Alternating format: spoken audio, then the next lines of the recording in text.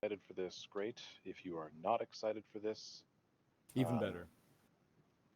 then I am jealous uh, at your inexperience in the game. I definitely remember a time when I was still learning new things, um, and learning, even just how big this game is on a small scale, and how every little tiny thing just has an infinite number of implementations to it. Um, this is not this is not a type of training that has anything to do with like the big F1 fleets, although this is transferable to all ships in the game, whether it's Hulk mining, um, running missions, abyssals, PvP, whatever. This will help absolutely and literally everything you'll ever fly. Um, that being said, it focuses on styles and tactics that are typically um, not focused on, or uh, ignored, or even sometimes frowned upon in large fleets. Um, and it's essentially manually piloting. So what manually piloting is you turn your camera and you double click in space, and your ship goes in that direction. And by making many rapid fire adjustments to that, you can create arcs and shapes and polygons, and you can move around the battlefield in a way that is very similar to your favorite orbit buttons and your keep at range buttons, and so on and so forth. Um, at some point, you may ask yourself, well, wow, this is fucking gay. This is a lot of work. Why don't I just click orbit? Like, this is dumb. Um, I'll be happy to demonstrate many examples of that later. Uh, but for now, let's just say that to anybody who knows what they're doing, those buttons are very observable. I know when you've clicked them, and they are very predictable, which is to say, if you click orbit around me, I know how to fuck that up and still kick your ass. So um, I want to get started with some key bindings. So pretty much the most important thing when flying your ship in like a reactionary type uh, environment is knowing your key bindings.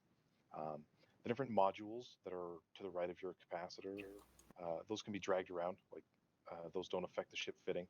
That's only just like what key binding that it's set to. And you can rebind the slots, but I find it easier to teach and explain to just leave them as is and then just drag the modules. So I don't like doing the whole like fucking Naruto hand sign things to turn modules on. So I just put everything on the top row, F1 through 8.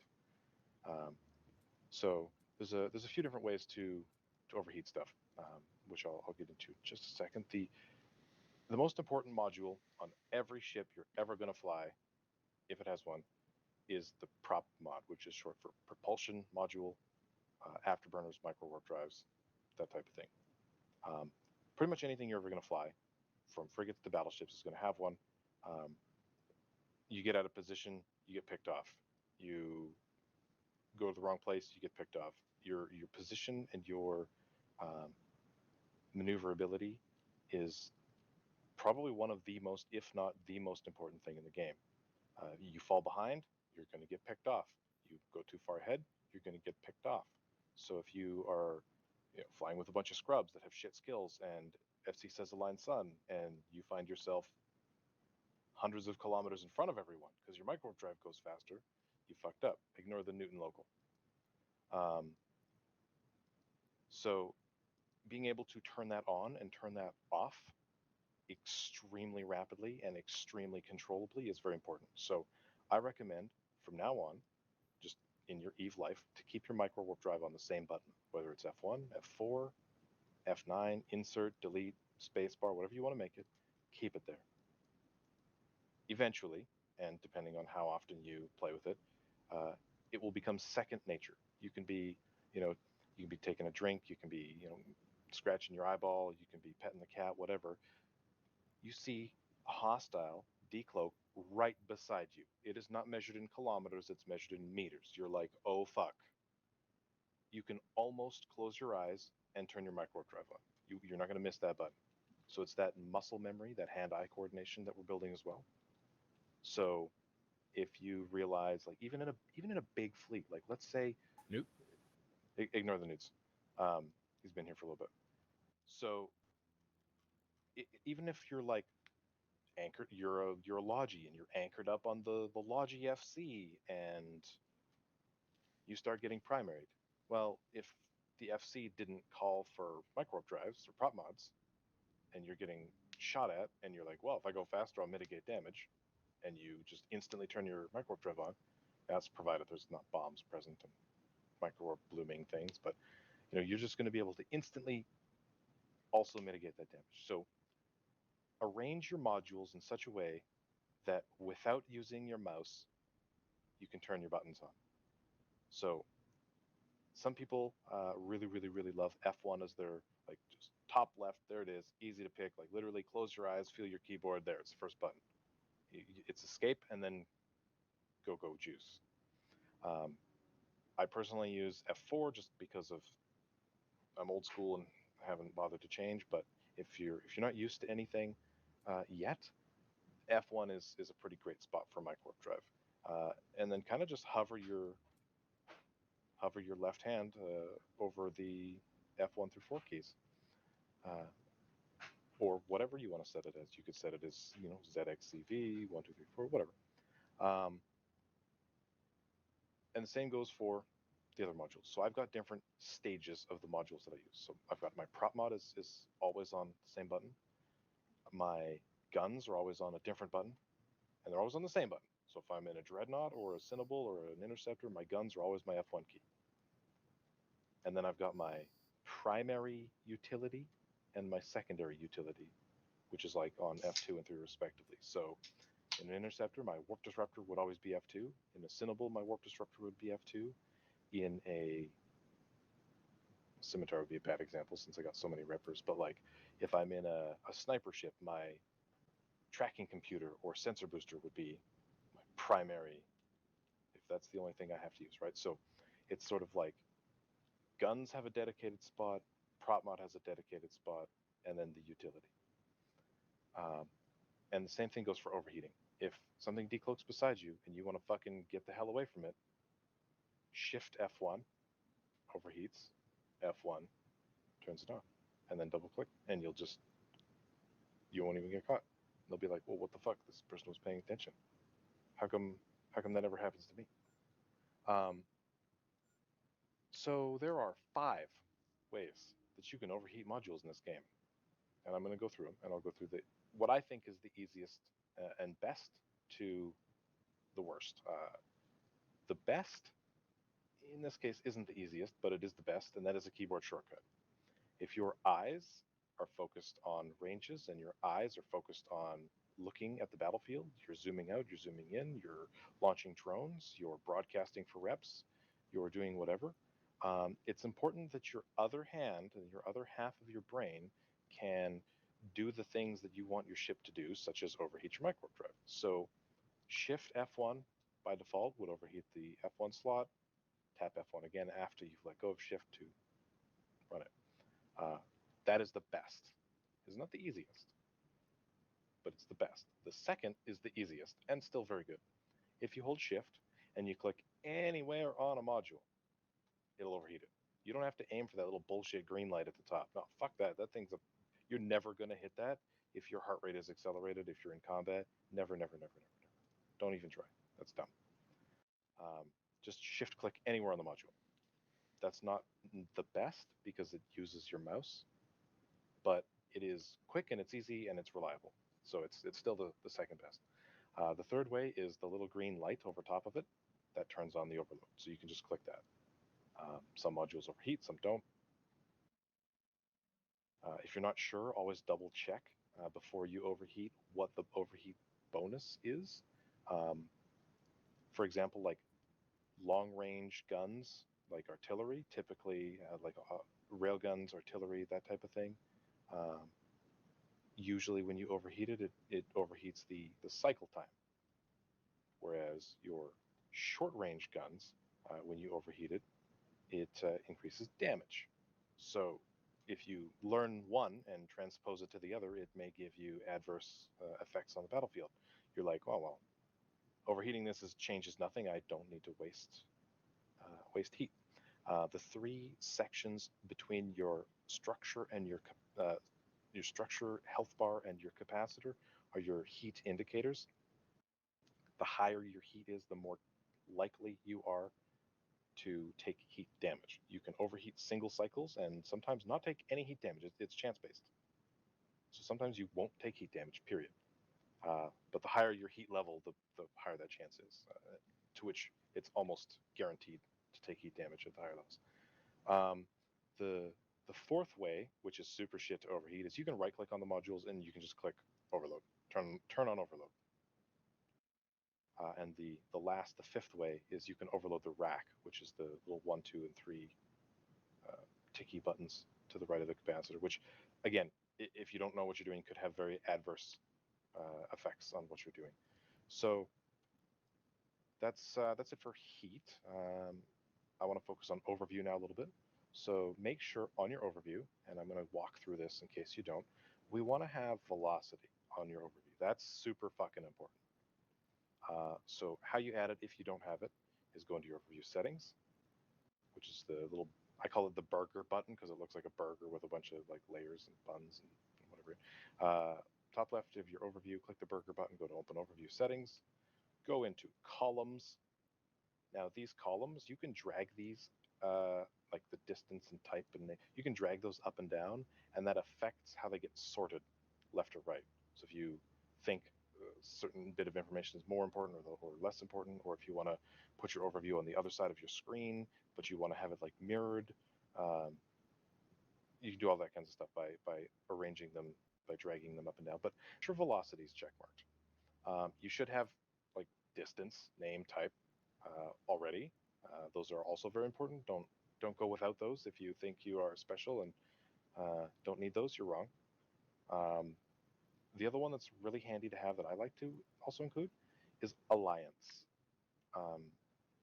Very quickly, if I jump into a system and I see like people shooting people, if they're all neutral to me, or they're all red, or they're all orange, or whatever, I don't fucking know if it's like a three-way or if like everybody's ganking one dude or whatever. So if I can quickly just look at my overview and go down the list, and it's like, oh, every alliance ticker is exactly the same except one dude. I'm like, no, this gate is very red. Do not jump through here. Like, we do not have an opportunity to three-way. Like this is maximum violence. Let's hold up and see what's going on over here. So it's optional. If you're a tackler / scout and you are the one leading the fleet into battle, it may be an important one for you to have. Any questions so far about overheating, key bindings, overview? You explain preheating. I did not. So preheating would be like, let's say you're sitting on a gate and you're waiting for something to come through. You can overheat your warp disruptor, which gives it more range, and just let it sit. Then when you activate it, it activates at a longer distance. At that point, I would approach my target and then turn off overheat so that it doesn't jack my shit up. It's not going to generate heat while it's sort of like preheated, but it takes longer to cool down heat status while it's preheated.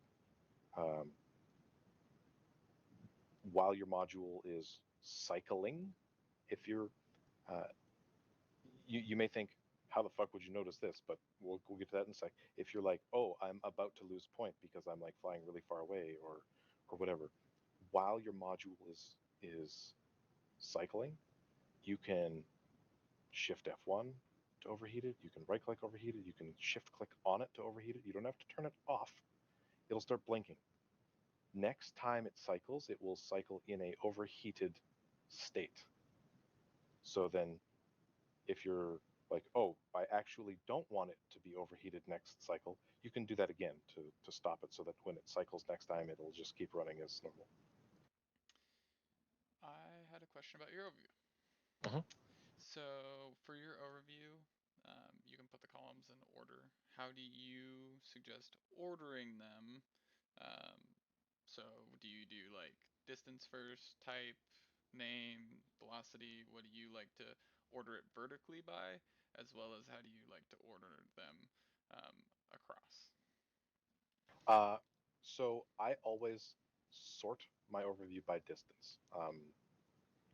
I don't really give a shit what's on field if it's so far away that it can't do anything to me. Um, so I think we had a conversation about this briefly before. It was like, what the fuck is your overview sorted by? I think that was you. And it's like, maybe there's I'm in a frigate and there's an anti-frigate ship right beside me, but there's a bunch of frigates 700 kilometers away, so I can't actually see what's closest to me from my overview.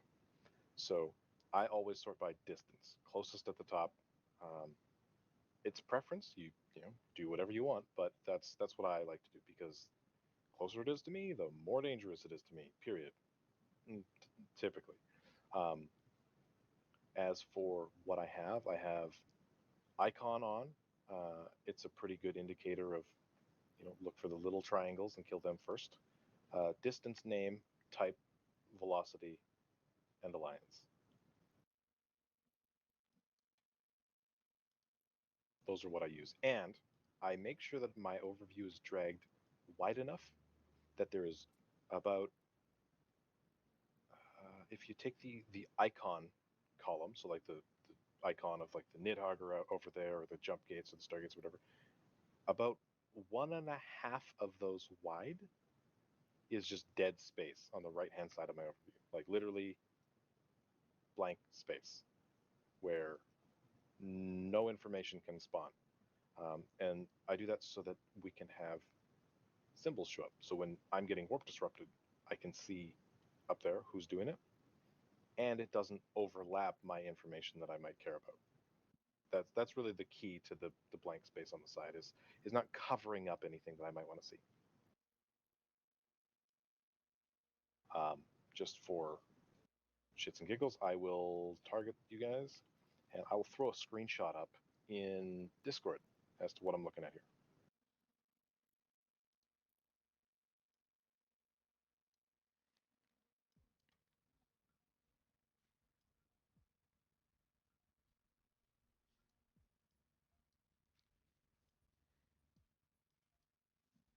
As soon as I figure out where that Discord server went, I'll put it in general.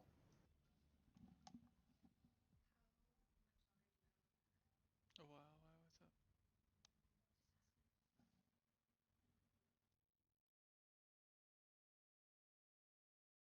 Just doing a I'm once over for any somehow incriminating evidence.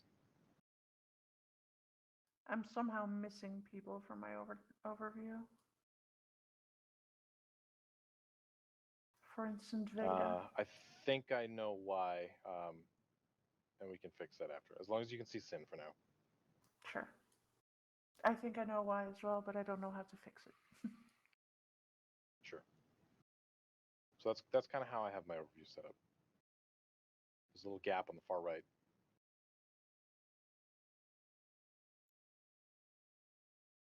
Everybody else is good on questions so far? I know I've been through this with Cone and Veda like a trillion times, maybe Neo a couple times.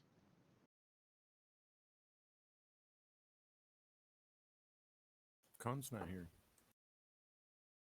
In spirit. It doesn't mean I'm wrong. True. I've definitely shot at him before. So that screenshot is a good time to explain the zoom level. Lots of people die because things sneak up behind them. You wouldn't think that's possible with a third-person camera, but it's possible. I'll say, stay aligned, and if something comes into you, like just warp, and they're like, these fucking retards just get tackled and for no reason, and I'm like, well, how the fuck did you get tackled? Like, you gotta like zoom out, look, like literally just zoom the camera out. I keep, on average, I zoom in and out a lot. The 100-kilometer ring is sort of the left and right borders of my screen, like on average. So nothing's going to be like coming in from behind my camera and tackling me, kind of thing. So that's another reason why it's important. I like to spin my camera around a lot, make sure everything on field I sort of like mentally keep track of where it is, how far away it is, what is it threatening to me. But that's more like that's a little bit deeper than what I want to get into here. Field of view. Field of view is fun. So hold Alt and scrolly wheel. That doesn't zoom you in. It looks like it zooms you in, but it doesn't. Um, zo- any type of zoom that may be perceived from Alt and scrolling down is just everything getting stretched, actually, because your field of view is getting narrower. It's the same. It's the same information you're seeing.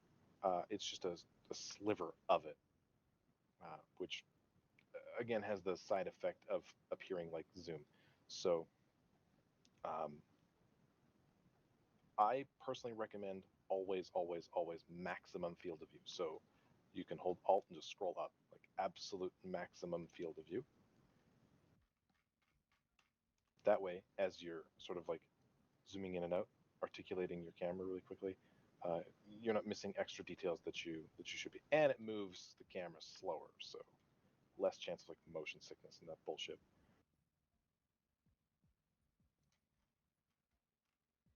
And speaking of motion sickness, the key to manually piloting is turning off the cinematic camera bullshit. So hit escape. You can turn this back on later if you don't like it, but for now, just so I can help troubleshoot, hit escape, go into display and graphics. It's the first tab. Under camera settings, which is sort of like the bottom left underneath all the drop downs, change the inertia to stiff and uncheck everything. You can keep invert y-axis checked if you're a serial killer, but uncheck everything.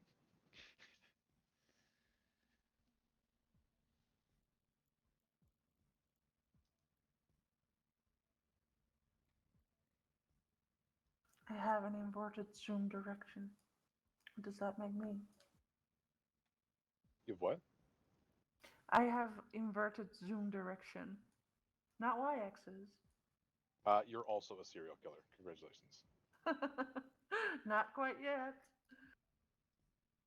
Okay. And then there's the tactical overlay. So if you don't already have it up, Control D is the shortcut.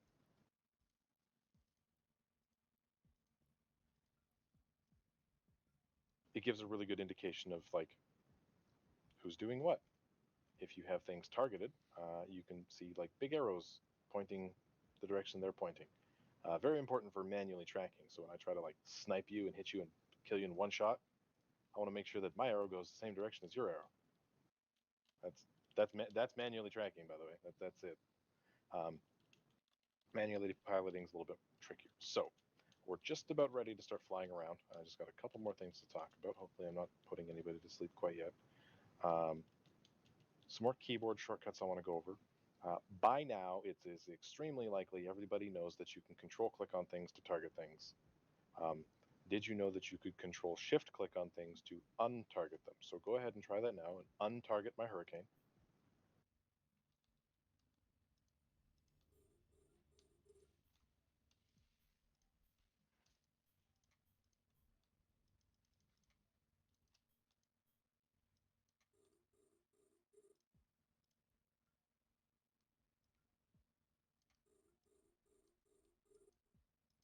Untarget anything that you have locked. So just sit there with like no lock targets.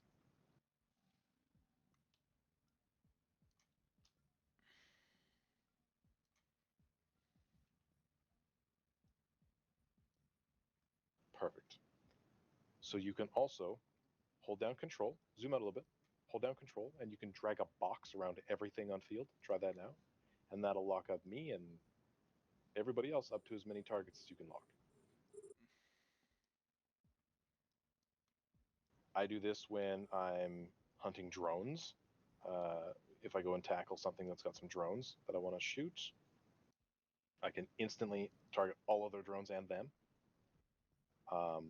If that ship goes down and now I've got all these wasted drones targeting, or targeted that they're eating up precious locked slots, you can Control Shift, drag a box around everything to untarget everything inside the box instantly. I do that quite a bit as well when I'm like switching thoughts type of thing.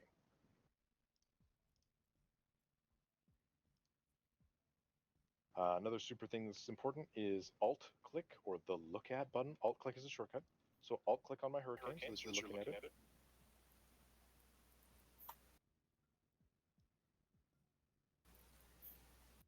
Now we can play with the field of view. So zoom in all the way, and then try your Alt scrolly wheel.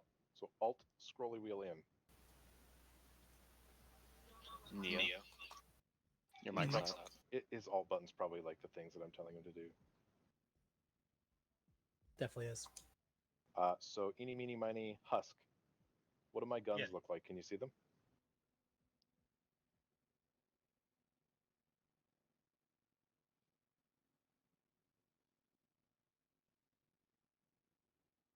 You may not have gun models turned on.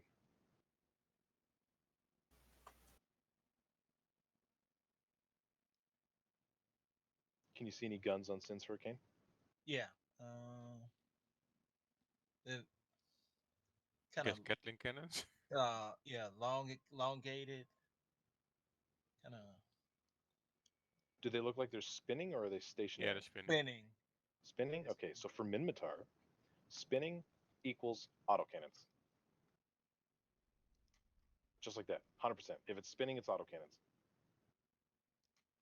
So you can land on field, be 300 kilometers off, and tell your FC, there's some Hurricanes here, looks like they're all autocannon fit. Boom. That is huge, because autocannons use way less power grid than artillery. If they're artillery fit, I can pretty much guess the rest of the fit. If they're autocannon fit, shit, they might have newts and tackle and fucking actual tank, which is like kind of unheard of for Hurricanes, or all kinds of fun stuff if they've got spare fitting. So there are a lot of really good resources online to identify weapon systems, but this is a tactic that I use all the time. If I'm about to get into a fight, I will look at an enemy ship and I will see what he has fit. There are different animations for sensor boosters and tracking computers and armor reps and shield hardeners and all kinds of stuff that you could memorize if you want to get really into it. But the look at button, very powerful. If you know exactly what you're fighting, you know exactly how to counter it. We're about to start double clicking, and if you have a double click, or if you have a mouse that supports like a double click hotkey, you can just bind like one of your 67 thumb buttons to a thing. I would recommend binding it to double click, otherwise your finger might get tired. Any questions so far before we get into the practical stuff?